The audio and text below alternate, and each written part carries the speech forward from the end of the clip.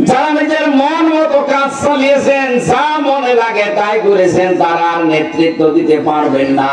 পৃথিবীর ইতিহাসে এটাই বলে, কোন স্বৈরাচার পালিয়ে যাওয়ার পর, পতন হওয়ার পরে আবার ঘুরে দাঁড়িয়েছে, আবার ফিরে এসেছে। এই ইতিহাস দুনিয়ায় নেই। সুতরাং যারা এই আশা করে আছেন, ও আশায় ঘুরে বানি অন্য চিন্তা করেন। 5 নম্বরটা বলবো,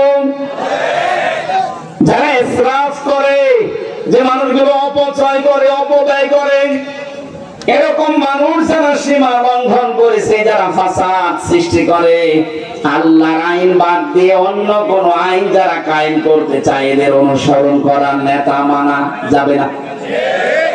এইটা আমি বানালাম না, না এটা আমি বানিয়েছি না, মানে আপনি কোথায় আছে বলেন তো দেখি। সূরা শুআরা 19 নম্বর পারা 12 নম্বর পৃষ্ঠার 5 নম্বর লাইনের 151 152 নম্বর আয়াতে, ওয়ালা তুতিউ আমরাল মুসরিফিন আল্লাযীনা ইয়াফসিদুনা ফিল আরদি ওয়ালা ইউসলিহুন। রব্বুল আলামিন জানেন, যারা ইসরাফ করে, অপব্যয় করে, অপচয় করে, তাদের অনুসরণ করা যাবে না। আর দুনিয়ায় যারা ফাসাদ সৃষ্টি করে, এখানে ফাসাদের ব্যাখ্যায় লেখা আছে, ফাসাদ মানে মানুষের তৈরি করা আইন। মানুষের তৈরি করা আইন যারা প্রতিষ্ঠা করতে চান, তাদের অনুসরণ করা জায়েজ নেই। এই কথা বলেন না কেন? বাংলাদেশ জামাত ইসলামীতে যারা আছেন, আমি কোরআনে কারীম হাতে নিয়ে বলছি, একটা জামাতের কর্মীকে জিজ্ঞাসা করেন তো, যে ভাই আপনি কি জামাতের প্রতিষ্ঠা চান? ও যদি বলে হ্যাঁ চাই, আমি কথা বলা বন্ধ করে দেব। প্রত্যেকে এই কথা বলবে, আমরা জামাত ইসলামের প্রতিষ্ঠা চাই না, আমরা আল্লাহর কোরআনের প্রতিষ্ঠা চাই। আর এটা ফরজ। জামাতের প্রতিষ্ঠা চাওয়া, বিএনপির প্রতিষ্ঠা চাওয়া, চরমনায়ের প্রতিষ্ঠা চাওয়া জায়েজ নেই। প্রতিষ্ঠা চাইতে হবে আল্লাহর কোরআনের, কারণ এই কোরআনের মালিক আল্লাহ, আমরা কোরআনের খাদেম। এই কথা বলি না কেন? আমরা জন, মনীষ, পাট, লেবার যাই বলেন, আমরা চেষ্টা করে যাচ্ছি এ জমিনে কোরআনে কারীমকে কায়েম করার। হয় যদি ভালো, না হলে আমাদের কোনো লস নেই, আমাদের বেতন আছে। বেকার 5টা পর্যন্ত আমি কাজ করি জমিনে, মালিক যেমন আমার বেতন দিয়ে দেবে 5টায়, যেহেতু জমিনের আসল মালিক আল্লাহ, আমরা তার খাদেম। এ কোরআনে কারীমকে প্রতিষ্ঠার জন্য যদি সত্যি চেষ্টা চালাতে পারি, আল্লাহর কসম বিকাল 5টা মানে জীবনের শেষ দিন, জীবনের শেষ দিন আমরা বেতন পাবো, আর আমাদের বেতনের নাম হবে জান্নাত। আমরা এই আশায় আছি। সত্যি সত্যি আমাদের বিশাল বেতন অপেক্ষা করছে। কায়েম হলে তো সোনায় সোহাগা, দুনিয়াও আখিরাত। এই দুনিয়াও মিনি জান্নাত আল্লাহ বানিয়ে দেবে যদি এটা কায়েম হয়। আজ অনেকে শ্বশুর ভয় দেখাচ্ছেন মেয়েদেরকে, ইসলাম যদি চলে আসে তোমাদেরকে কিন্তু ঘর বন্দি করে দেবে, এরকম ভয় দেখাচ্ছে না? আমাদের জামাত ডাক্তার শফিকুর রহমান ঘোষণা দিয়েছে, শ্বশুর ভয় যারা দেখাচ্ছেন তাদেরকে ইসলাম যদি এদেশে কায়েম হয়ে যায়, আল্লাহর কসম সবচাইতে বেশি নিরাপদে থাকবে মেয়ে লোকেরা। অনেক গতকালকে ঘোষণা দিয়েছে, ইসলাম যদি এদেশে কায়েম হয়, একটা যুবকও বেকার থাকবে না। ওনার কথা তো আর ওই 10 টাকা কেজি চাল খাওয়াবো এরকম কথা না, যা বলে ভেবেছি যে বলে। অনেকে তো বলেছিল 10 টাকা কেজি চাল খাওয়াবো, আমার মনে হয় কিয়ামতের আগে আর পারবে না। কথা বল না কেন? উনিশে বলেছে গতকালকে, এদেশে যদি সত্যি ইসলাম কায়েম হয়, প্রতিটি যুবকের কর্মসংস্থান তৈরি হবে, একটা যুবক বেকার থাকবে না।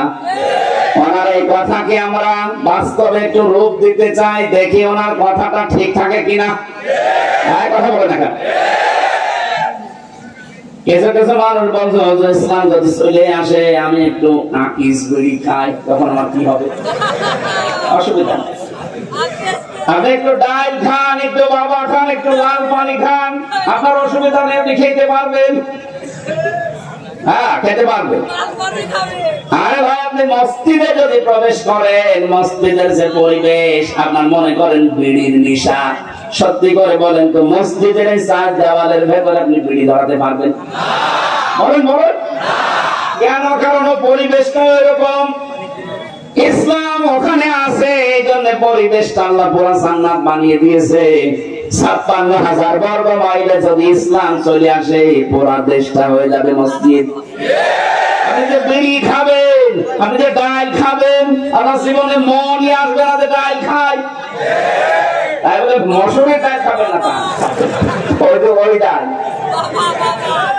এই জন্য এই সমস্ত ভয় যারা দেখাচ্ছেন, এই ফাসাদ সৃষ্টি করছেন, মানুষের তৈরি করা আইন আবার কায়েম করার চেষ্টায় আছেন, আপনাদের অনুসরণ করা জায়েজ নেই, আপনাদের নেতা হওয়া জায়েজ নেই। এটা সূরা শুআরা 152 নম্বর আয়াতের মাঝে আল্লাযীনা যারা ইফসিদুনা ফিল আরদি, জমিনে যারা ফাসাদ সৃষ্টি করছে, এতদিন যারা করেছেন 53 বছর মানুষের তৈরি করা আইন কায়েমের জন্য, আপনারা যে ফাসাদ সৃষ্টি করেছেন তার প্রমাণ।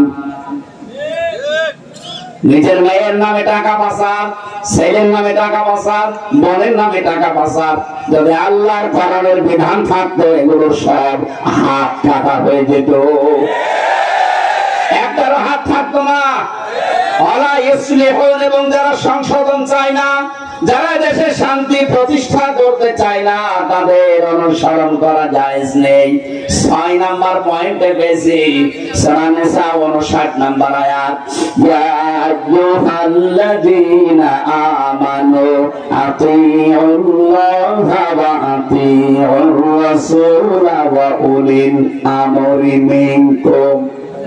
আল্লাহ পাক বলেন, হে ঈমানদারেরা, আমার আনুগত্য করো, আমার রাসূলের আনুগত্য করো, আর তোমাদের ভেতরে যারা নেতা উলিল আমর, তাদেরকে তোমরা মেনে চলো।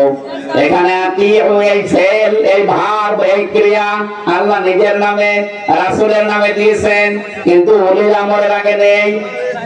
এর থেকে বোঝা যায় আল্লাহ রাসূলকে মানতে গেলে কোনো প্রশ্ন নেই, কিন্তু উলিল আমর যারা নেতা হবে তাদের মানতে গেলে প্রশ্ন আছে। কথা বলে না কেন? তাফসীরে মুফাসসির বলেন, মানতে হবে ওই নেতাকে যে নেতা আল্লাহ রাসূলকে মেনে চলে। 96% মুসলমানের দেশে আয়াতের ওয়াজ করা লাগবে না, আপনি বুঝে ফেলেছেন। সুতরাং এর পরেও যদি কেউ ভুল করেন, বুঝবেন যে আপনার কপাল খারাপ। আমরা যেমন বাঁচার চেষ্টায় আছি, আপনাকেও যেন আল্লাহ বাঁচার মতো যোগ্যতা দেন, বলেন আমিন। তাহলে নেতা মানতে হবে কাদেরকে? কোরআন থেকে আমি বলেছি না আমার বাবার কথা বানালাম? বলেন। এবার আপনার বিবেকের উপর ছেড়ে দিয়েছি, যান। এরপরও যদি কেউ মানতে না পারেন, দুনিয়ার কোন স্বার্থের দিকে তাকিয়ে, আমি ডাইরেক্ট ফতোয়া দিলাম যে আপনার বিবেকের উপরে কুকুরে পোশাক করুন। অবশ্য ঠিক, 8 বছরের বাপ না এরকম পাল্টিয়ে গেছে।